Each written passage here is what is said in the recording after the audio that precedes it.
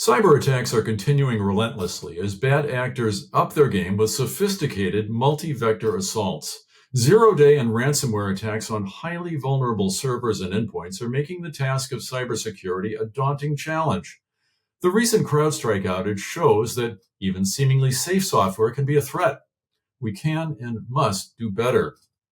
A diversified strategy for server and endpoint detection and response is needed. Hi, I'm Stan Gibson, contributing editor for CSO Marketing Services, and I'll be your host and moderator for this video webcast. Joining me to explore how to implement a diversified strategy for cyber defense are two experts. Simone Sassoli, CEO of Virsec, a provider of autonomous application control technology. Welcome, Simone. It's great to have you here for this webcast. Thank you, Stan. Look forward to the conversation. Also with us, David Reilly, former CIO and CTO at Bank of America. Welcome, David. Glad you could be with us today. Thank you, Stan. And hello, Simone. Looking forward to the conversation. Why is now a time of heightened concern for business disruption, and what kinds of threats are out there? David, perhaps you'd like to go first. Thanks, Stan. I think there are a few factors here for IT practitioners to consider. The first is the expectation that all of the customers of all of our enterprises have now is one of both immediacy. They want to access our services when they need them in the device and via the device that they want to use them via. And the expectation is that we're available around the clock. When we are compromised, when services are disrupted, the thing that is potentially compromised is trust. At the highest level, the trust that exists between the customer and the enterprise that they're doing business with is called into question. I can't conduct the commerce I want to conduct now. What does that mean for this enterprise? Should I rethink the relationship that I have with that enterprise? So at the highest level, Stan, to me, this is about trust. In those moments when you're compromised, obviously you're losing commerce. A customer wants to conduct business with you. They can't because the service is unavailable. So that's the dual threat now of the trust is impacted. I cannot undertake the commerce. And then, of course, for the practitioner group inside the enterprise, the IT team has to spend money. It costs money to remedy an attack, to cure an attack when it has happened. You think about all those things and the immediacy, the expectations that exist now for all of our enterprises, which are only increasing. It means that the stakes are continually being raised for the IT teams within an enterprise to ensure that they can protect that commerce and protect all the information for the customers that they serve. Simone, what's your take? I think by just looking at the headlines of newspapers, we do understand that everything that we have done, that we are continuing to do with cyber protection to maintain business continuity is clearly not enough. I think the latest headline was Marriott Hotels that paid $54 million as a consequence of a breach that happened over a number of years. And that's just one simple example that was just in the news in the last few days. But we can go back into United Healthcare, the Change Healthcare, MGM Resorts. There is significant business disruption that is, brought to the enterprises because defense in depth, as much as we have, I think that's a number, $200 billion spent, and still is cybersecurity's top priority for CEOs, according to a KPMG survey that was conducted in September. So definitely top of mind topic that impacts everyone as life becomes more and more digitized and services are consumed through computers and connected devices all over the world. Simone, let me follow up with you and ask, what happened with CrowdStrike and what can we learn from it? Well, I think that probably there's been so much written about it that I'm not going to share the details of what happened. But in simple terms, a simple update, software update, that is necessary for solutions that actually are intended for protecting an enterprise against attacks, created a consequence of business disruption not dissimilar to what a bad guy would have tried to do through a ransomware attack. So the consequence was that 8.5 million devices were impacted. I think we're talking about close to $6 billion in damages. And this was a trusted vendor, somebody who is actually deployed in enterprises to protect against that business discontinuity that unfortunately through something that can happen in best of families and companies, software update created this disruption. And that's where we would like to talk about supply chain software management and third-party risk and what does it mean to understand what do you have run in your enterprise. And it's, how is it different to look at threats versus looking at trust? So we do like the conversation about trust that David just mentioned. Trust permeates every single part of the business. And that's where we would like to focus on trusting your software, which then in terms also means understanding your software. That's I think, the most relevant part and takeaway that I would point to the CrowdStrike event is that proximity between an IT incident and a cyber incident, where the distance is actually very small because the outcome, unfortunately, was the same. So trusted vendor, bad software, unquote, and bad actor, bad software had the same consequence. So the commonality between those events is software. So we would like to focus on the trust of the software as a possible solution to why we still have headlines on the newspaper about cyber attacks being successful. Well, if our goal is business continuity, of course, doing things right, cyber hygiene is a critical way to get there. What would you say is the intersection between business continuity and cyber hygiene? I think, Stan, there are a few things for us to consider and for practitioners to keep in mind. The backdrop, as unfair as it sometimes can seem, is simply that as practitioners inside of an enterprise, our protective measures have to be right all of the time. The attackers who would seek to do us harm, they only need to be right once. And so the first thing I would continue to stress is the importance of what we might call the basics of hygiene: vulnerability management, patching, ensuring that your technical debt or your end-of-life platform risk is well understood, and that you are driving that down over time to reduce the surface area of attack. It is still the case that unpatched or unremediated vulnerabilities represent a tremendous amount of the risk across all of our enterprises. And so while we have all of those other things to contend with, ensuring that the housekeeping and the hygiene is undertaken and the right number of resources are decked behind that problem is key. But I think even if you do that, and because the bad guys need to be right once, and we all need to be right all of the time, the other consideration has to be, what do I do if my primary control fails? What does that look like if the control or the platform or the product or the service that I rely upon to run and protect my enterprise were to fail? How would I recover from that? There are some times where you have to have, and the risk is appropriate to have, a single point of failure. All of our listeners and watchers today work in for-profit industries, and so there's always that balance between investment and risk. And so it will be the case that there are some places where there are single points of failure, but also some where that is just not acceptable. And so I think understanding, if we perform perfectly, but our primary control, any one of our primary controls were to fail, how do we respond and how do we recover? And I think increasingly that notion of resilience from a primary control that you've worked hard to engineer, if that were to fail, what would you do? More and more time, I think, is being spent now in the wake of some recent incidents that we've seen for practitioners to consider, I need to work out what I would do in a scenario where that control were to let me down. And that's, if I connect what David said and connecting back to the question, Stanley, you asked about the CrowdStrike event, one element about diversification can be actually seen through that lens, where if we were to look at the endpoint, mobile devices, desktop, airport terminals that run a certain security platform compared to the server side in your data center, that actually raised the question of, does it make sense like in the old days where you had multi-vendor environment, more than one supplier for the same function? Isn't that a proper question also for cybersecurity tools? Even though we talk about platformization and consolidation of tools, shouldn't you consider that if you were to separate endpoints from servers because they're fundamentally different type of devices, the way they're used and how software is run. And the crown jewels, the critical data actually runs on servers, not on desktops, not on laptops.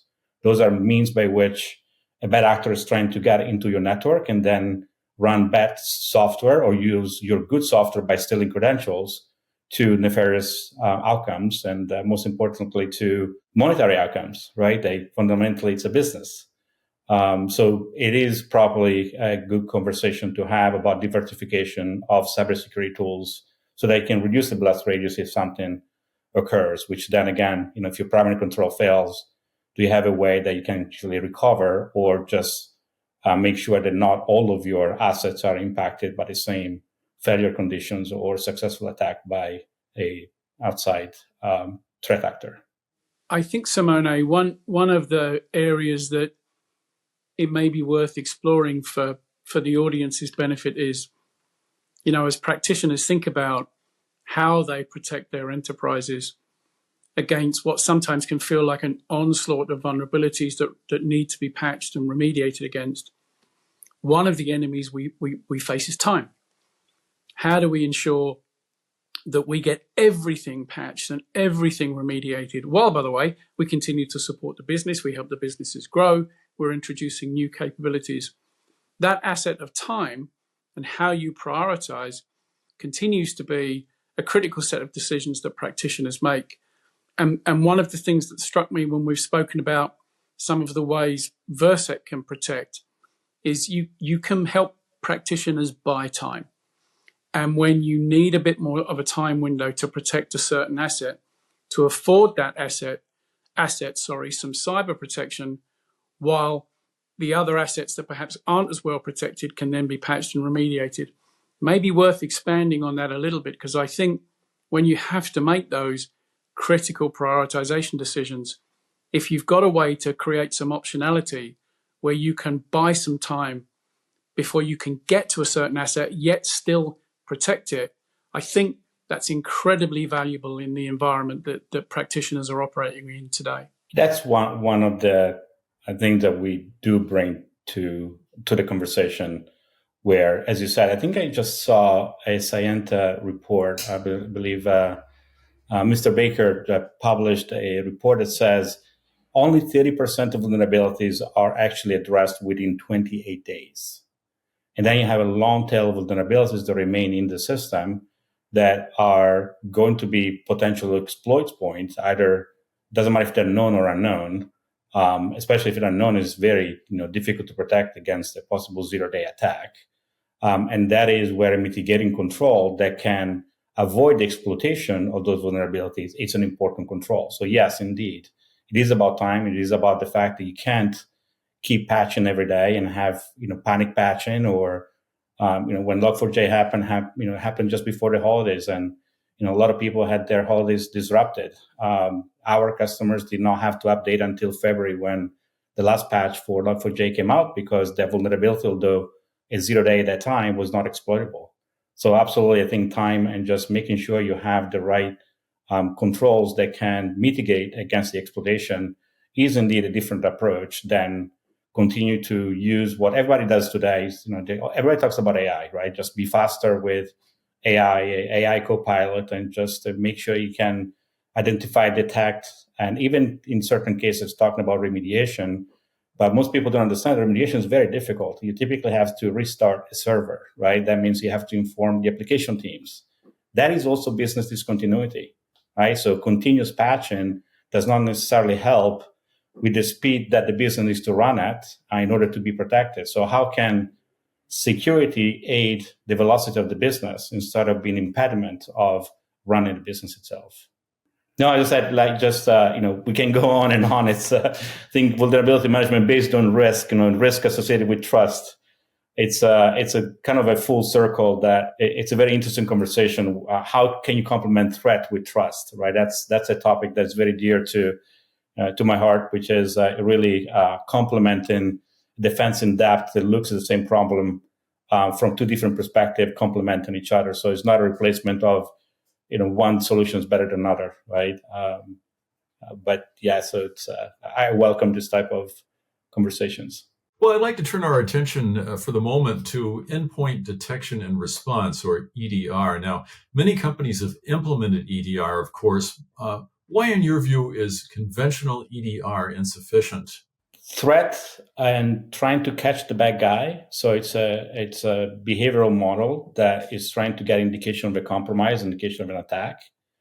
That typically comes from learning, right? So you have something bad has to happen first, so you can build a model, which then in turn, that's why the CrowdStrike incident occurred. You have to deploy that model as an update to the content of an endpoint detection system so that when that particular pattern of behavior gets identified in the endpoint, then you take a remediation action because you have detected that something bad is happening.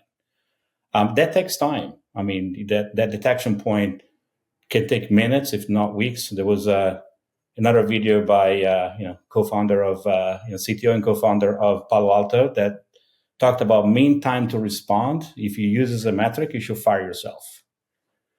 And mean time to detect, actually, that's the term that he used, not even to respond. So even before response, mean time to detect, you should fire yourself to use as a metric. And this is, a company that actually has just launched a system that says we use an AI. You can actually expedite how you detect a bad guy. So we're suggesting look at back to the software, right? The software really is meant to run, not to do damage, right? So the threat actor has two paths. Threat model is fairly simple from our perspective. You're trying to deploy software into an enterprise to execute ransomware, or you're trying to steal credentials to use good software into the existing enterprise to do a malicious act, running ransomware as an example. So the threat model is very simple, and you need to look at the trust of the software so that you can prevent and preempt the possibility of running code that is malicious.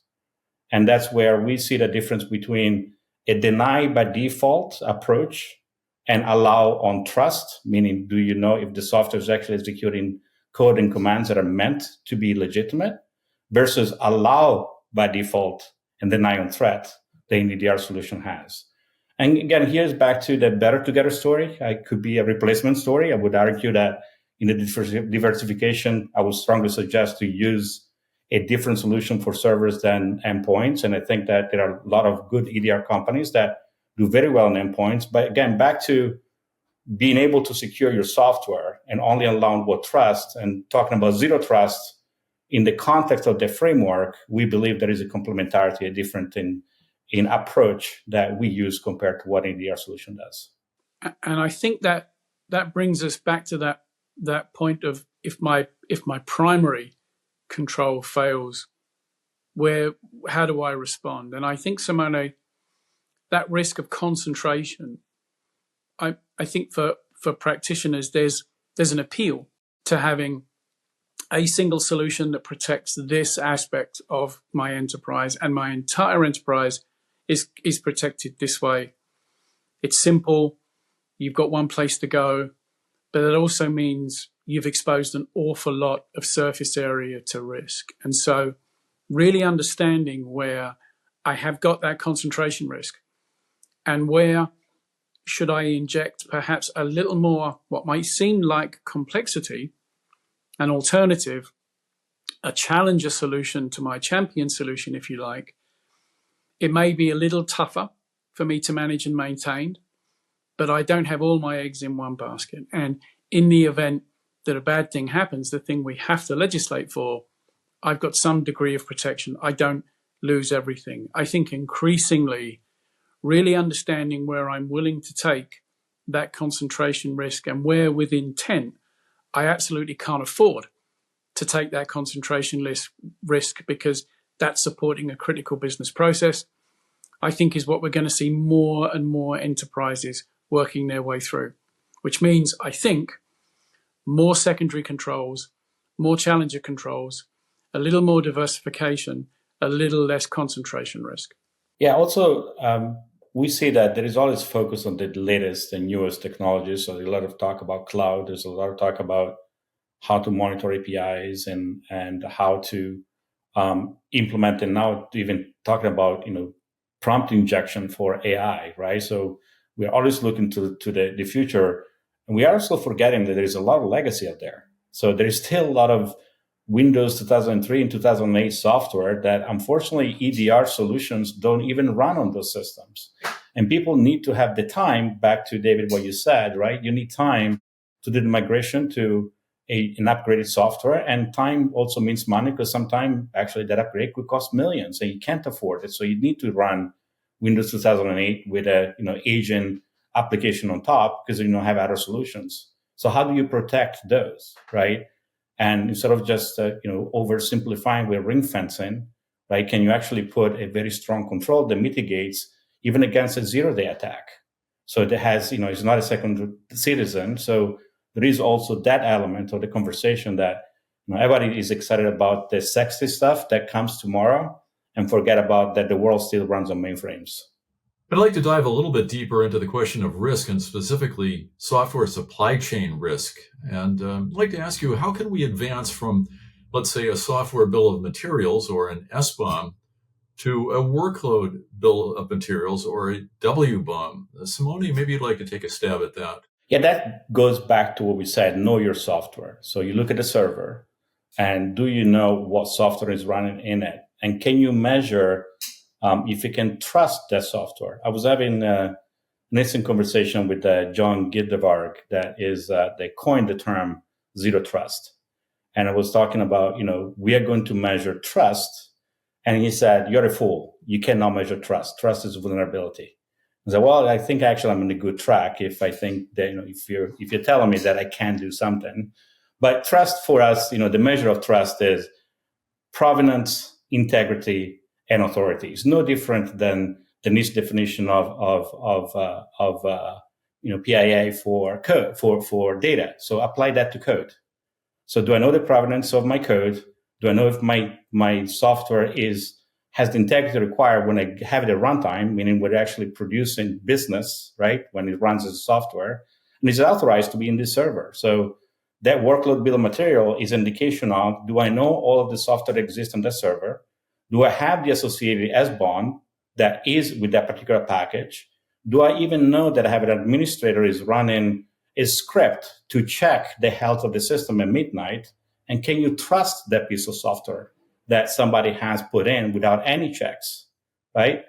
So that's where the measurement of understanding your software, creating the workload bill of material that can measure trust and system integrity is one of the critical elements that even, I think was it CIS 18 section 4 talks about, asset and software integrity, right?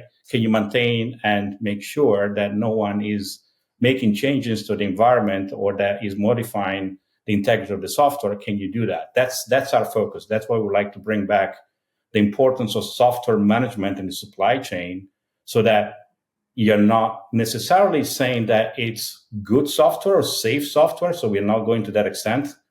We can partner with solutions that look at safety of the software. Does the software contain a URL that calls back to China, right? That's not something that we do. But if you tell me that this comes from Microsoft, and Microsoft is not in the business of creating malware, we'll make sure and ensure that software maintains the provenance that was given and the trust that was given to Microsoft at runtime, right? And then we can get a conversation about safety of the software. So because a vulnerable software, it doesn't mean that you cannot protect it if you have mitigating control that exploit remote code execution. And that's the whole principle of securing the entire supply chain from the time that the software is produced to the time it's actually put into operation at runtime to deliver, business to a user. Simone, I'd like to ask you to keep going a little bit, if I might, and talk a little bit further about zero trust. You mentioned John Kindervag, and he's the one who coined the term. How can companies benefit from a zero trust strategy here? It's zero trust, it's a framework. It's not a product. It's not a simple solution. It's really a practice that permeates the entire organization and requires actually some planning. And the beauty of it is that you don't have to do it all at once. You actually can take, part of that framework of those pillars and implement it into the organization. And we have heard mostly zero trust in the context of network access, right? And least privilege to access of that network. And zero trust in identity, right? Again, least privilege access from an identity standpoint. We have not heard as much zero trust at runtime, which was the old term of application control, right? We call it autonomous because that was the challenge of how do I establish zero trust at runtime for the software without being difficult to deploy and maintain, although it's a better security model than trying to catch the bad guys that are, using map to TTPs and MITRE, right? Okay, very, very important. We absolutely need to understand where threats are coming from. But those threats are fundamentally trying to just modify the software to run something that is not authorized, something that you don't know where it's coming from because it's a bad guy. And the integrity shouldn't be allowed to let that piece of software run because, again, it's not meant to be in that particular system. So zero trust is an important component to provide better security than a negative model where you're trying to catch the guys before they do something bad. Let's go back to software supply chain risk then. Now, software is, of course, the common link between sellers and buyers. So maybe you could explain a little further, how does software supply chain risk impact actually both sellers and buyers, Simone? United Healthcare, Change Healthcare example, right? Although in that particular case, you were not necessarily buying software from United Healthcare, you're buying a service, so you had a service connected. The fact that their software got impacted, your business actually got completely affected, right? Because it shut down, pharmacies and the ability to do claims, and and hospitals being able to provide services. So both on the supplier side, there is also initiatives around secure by design, trying to get software to be secure even before you deploy it. But it's going to take a long time, and I think it's a little bit of a stretch to have zero vulnerabilities in software, which ideally that's the nirvana that everybody would expect, that I can trust and know that it's completely safe, something that I'm consuming. So that's the relationship of then, as I put third-party software into my system, what are the guardrails I can put around making sure that it doesn't create damage? And do I have alternatives if, I have a failure, right? So that comes back to the conversation about, can I have more than one system that can help me to prevent the failure of that particular software from operating or from being diverted from the normal operation of the system? And I think sometimes, Simone, it can feel for a software provider that's in the middle of a discussion with an enterprise around the use of their software, that while it can feel there's a tremendous amount of scrutiny that goes on before the software is acquired and then integrated. And that's appropriate because the enterprise is responsible for the vulnerabilities of that software when they're using it, just as they are for the software that their own developers in the IT team would write. But it isn't just a point in time. Increasingly, that's on an ongoing assessment. Maybe this software was complete, correct, and safe when it was acquired and when it was deployed. But you've got to ensure as an enterprise owner of that software that that degree of protection exists now and forever, and that you're constantly assessing the efficacy of that software suite when deployed and when in use. And the key thing, I think, for partners to remember is that that comes back to your software that that enterprise customer may be using is protecting the data, the asset that is the ultimate asset that we're all trying to protect, whether that's client data, financial data, healthcare data, whatever it is. Your software is delivering a critical part of the business proposition, supporting a critical business process, and ensuring that that data is protected, and the way that your software handles that data continues to be done at a high standard in terms of protective measures. That's an ongoing responsibility that will never go away. And I think the partners that will differentiate themselves are the ones that continually ensure they invest to keep up to date and to stay current in exactly the same way, by the way, that that enterprise customer has to do for the software that they own and that they develop and that they maintain. Those standards are no different, whether you wrote it yourself or whether you bought it and acquired it from a partner. It's a very important point, David, because you said something that relates to continuously having check-in, because again, that brings about change management. You may go through a security assessment of the software the first time that your purchasing department, your supply chain acquires that software. And to your point is, are you going to check when you receive an update? And typical answer is no, to the point that people don't even know if you have auto update enabled to your software. So think about giving a third party the ability to update software without any control of that particular software. That's another lesson out of the CrowdStrike event, which all of a sudden people start asking, how many of the applications that I have run in my environment run auto updates that I have no control over? So can I put a check? Can I put a control point that says, do not run an update until I say that I can trust the update runs? Again, it doesn't mean that it's not good or bad or if it's safe to run, simply that at least I know that somebody's taking an action to update the software, and I'm taking the responsibility to deem the software accepted or authorized to run. So it's a change in mentality, although companies do have change management, but not to the extent of securing the supply chain. And if you can put in place a zero trust approach also to the update, not just to the first time that you acquire the software, that's where the security of the supply chain comes into place. Well, this assuring that the third party is going to be at least of minimal risk seems to be very, very important. How would you recommend assessing third party vendors for risk, David? Stan, I think for an enterprise, holding your partners to the same standard that you hold your own IT practitioners to is the best compass to use. And the very best teams that I've seen operate this way do just that. So even extending it to, I don't just want to understand the efficacy of the partner's cyber program in terms of the way they build their software. How do they recruit? I run background checks for the people we hire. Does the partner run background checks for the people they hire? How often do they train? What are they doing in terms of ensuring that their engineers are current with the threat landscape and that they have the necessary skills when they engineer and build software to build it with protection from the ground up? What's the DLP controls that exist inside the enterprise? I think holding your partners to the same standards that you hold your own teams to is absolutely the right compass to use.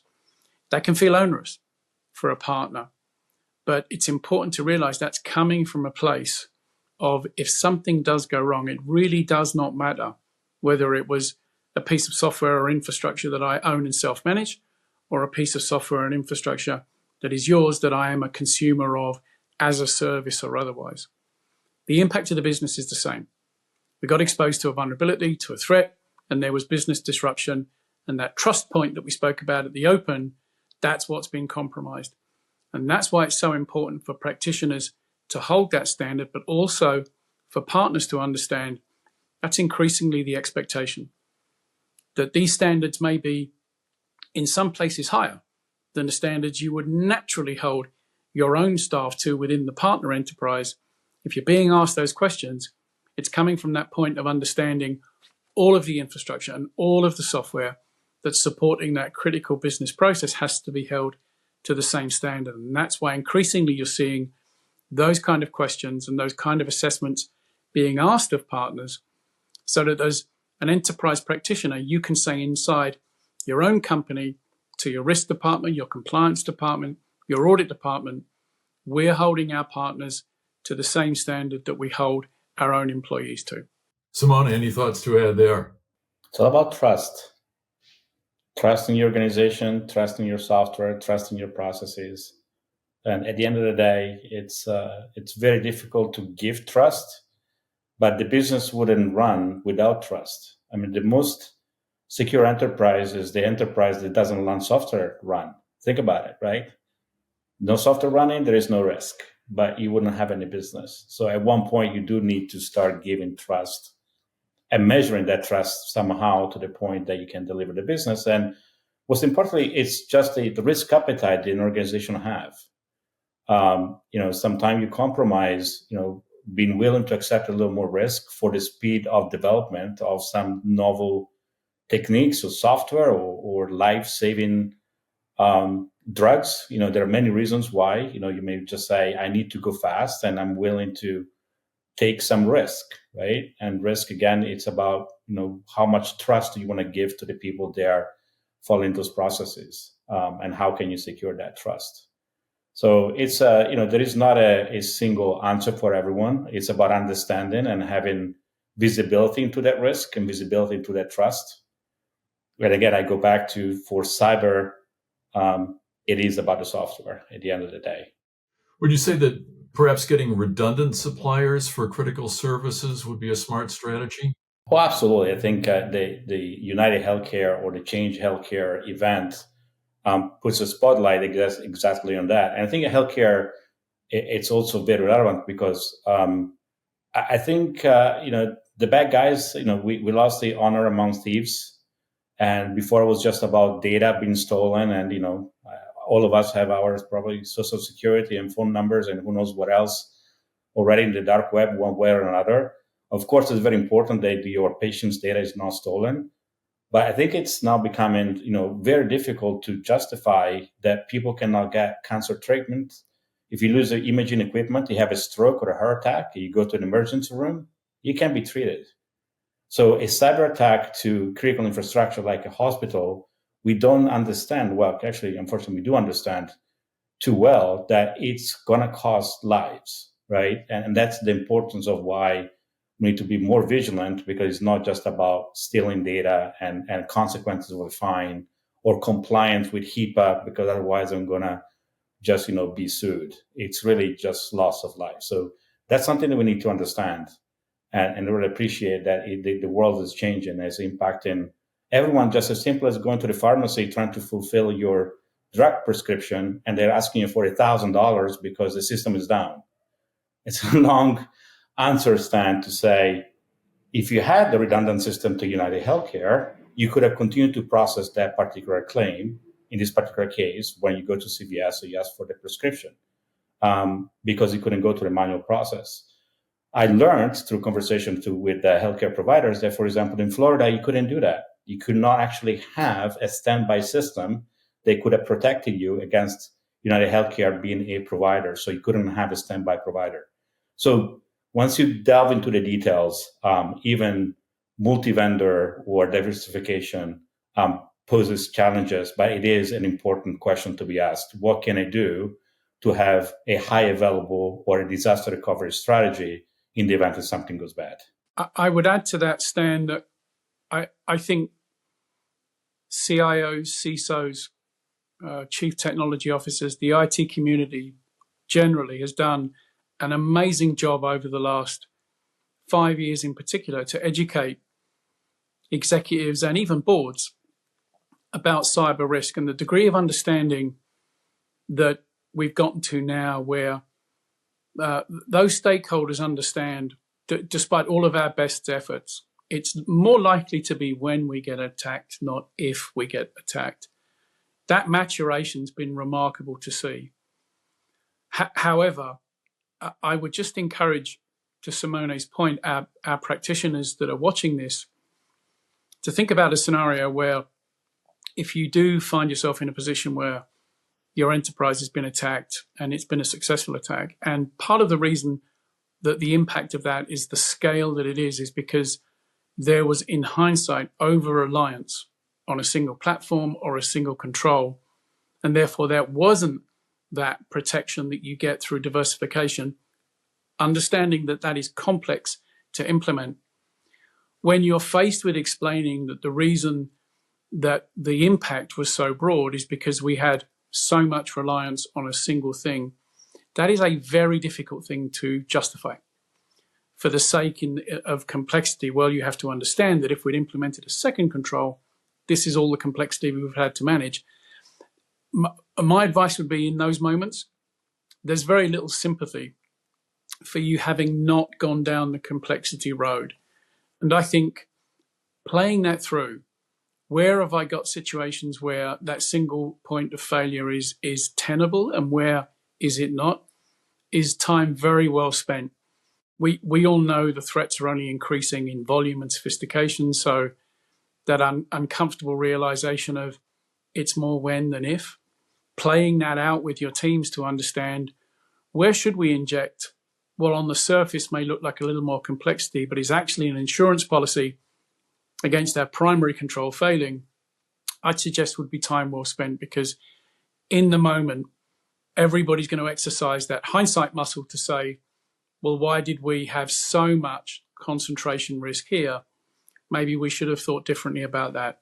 I would suggest because of that, it's time well spent, because it's a very difficult argument to make in the wake of a problem, as opposed to doing that assessment now, figuring out where you want to take single point of failure risk and having a debate about where I'd like to invest over here and here. Yes, it's more complexity, but in the long run, it's better protection and lower risk, is a very healthy business and commercial way to think about this risk. We're nearing the end of our time, but before we close, what are the key points members of our audience should keep in mind? David, perhaps you'd like to go first. Two things I would say, Stan. The first is that the basics, the hygiene continues to be important. Doesn't garner a lot of headlines, but it's critically important to ensure that all those areas of vulnerability, patching, end of life or technical debt, that those things are being cared for, access control and access management, removing access that isn't needed or isn't frequently used. All of those things narrow the surface area that is vulnerable and makes it tougher for the attackers to be successful. And the second I would say is about that concentration risk. Understand where I've got that risk, because I have to legislate for the moment when the primary control that I spent a lot of time engineering, building, testing, implementing, and deploying, and then maintaining, that primary control gets broken and lets me down. How do I recover in those moments? Can I recover in the requisite amount of time to keep my clients and my business up and running? Or do I have to introduce second controls, challenger controls to my champion control to ensure that in the event that the primary fails, I can recover, or I can continue with enough business operation that buys me the time to fix the primary control that went wrong? Simone? Well, pardon my Italian, but it's the software stupid, I would say. I'm going to leave you with that thought, that know your software. Trust is your protection. Just enforce that trust at the software layer and be able to protect against 0 days and the unknowns that are what, unfortunately, software with vulnerabilities and backdoors. And despite all of the hygiene that we can bring, will still expose us to potential attacks, and therefore try to shut down the door as much as we can. There is no perfection in cybersecurity, but I would just leave you with that thought. It is about the software. That's all the time we have in this video webcast. Sincere thanks to Simone Sassoli, CEO of Virsec, and David Reilly, former CIO and CTO at Bank of America. Thanks to both for explaining why a diversified approach to zero trust cybersecurity is needed, and how Virsec's runtime zero trust protection for server workloads adds a vital new dimension to effective cyber defense strategies. For more information on this topic, please see the resources area on your screen. And thanks for joining us. For Virsec and CSO, I'm Stan Gibson.